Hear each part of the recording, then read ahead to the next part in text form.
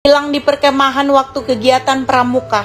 Ini kisah nyata aku dulu waktu masih sekolah. Kita mengadakan perkemahan di sebuah kebun, tepatnya di perkebunan karet. Saat itu aku ikut dengan salah satu temanku yang kebetulan dia adalah teman sekelasku. Kita pun satu tim dan seperti biasa, kita melakukan kegiatan pramuka di malam hari. Temanku ini sangat suka kali sama salah satu senior. Diam-diam dia naksir dan sama sekali nggak berani mengungkapkan. Sampai waktu kita kegiatan malam menjelajahi hutan, temanku ini bilang seandainya kita satu tim dengan kakak senior yang dia sukai tadi. Tapi sayangnya dia kurang beruntung karena kita nggak satu tim dengan kakak senior yang tampan tadi. Ini pertama kalinya kami ikut kegiatan perkemahan dan kami sangat terkejut karena kegiatan di malam hari ini kita disuruh berdua buat masuk ke dalam hutan sambil mencari pos yang mereka sediakan.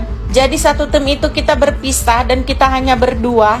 Kita nggak disediakan pencahayaan sama sekali, jadinya kita berjalan di atas gelap. Bahkan kita nggak bisa melihat apa-apa sama sekali selain cahaya bulan. Tapi kita tetap berjalan sambil meraba-raba apa yang ada di depan kita. Sampai akhirnya kita melewati jalan yang sangat becek sekali. Sambil berpegangan tangan kita pun berjalan melewati becek tadi dengan tertatih. Hingga akhirnya kita pun mendengar dua suara laki-laki yang ternyata adalah kakak senior yang disukai temanku tadi bersama temannya.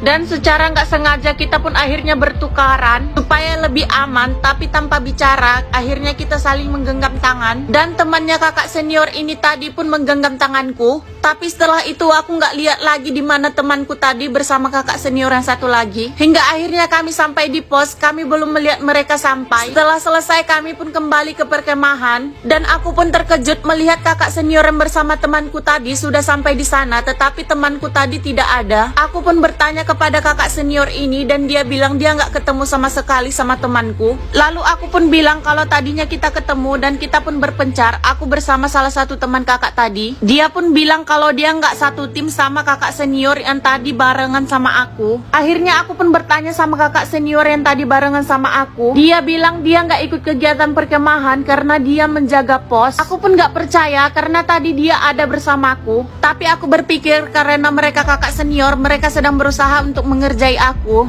Dan ternyata saat kegiatan selesai, teman akunya tadi belum pulang dan dia dinyatakan hilang oleh kakak senior. Aku pun ditanyai mengenai perjalanan kami tadi, kenapa salah satu teman aku ini bisa hilang. Kemudian aku menjelaskan kronologinya. Awalnya mereka semua nggak percaya, tapi ada satu kakak senior yang langsung meyakinkan mereka kita nggak boleh sepele dengan apa yang terjadi malam ini. Akhirnya mereka semua mencari temanku yang hilang tadi sampai pagi belum ketemu. Hingga pada siang harinya temanku ini ditemukan di pinggir sungai dan dia sedang tertidur. Akhirnya setelah dia sadar, dia pun ditanyai mengenai kejadian tadi malam. Dia bilang dia dibawa oleh kakak senior yang paling tampan tadi ke tepi sungai. Padahal sungainya itu begitu deras. Dia melihat kakak senior tadi meloncat ke dalam sungai sambil membujuk temanku tadi untuk meloncat. Tapi karena temanku tadi takut berenang, dia nggak mau loncat. Senior tadi tetap memaksa, sampai akhirnya dia marah dan meninggalkan temanku tadi karena ketakutan. Temanku langsung bersembunyi di balik pohon,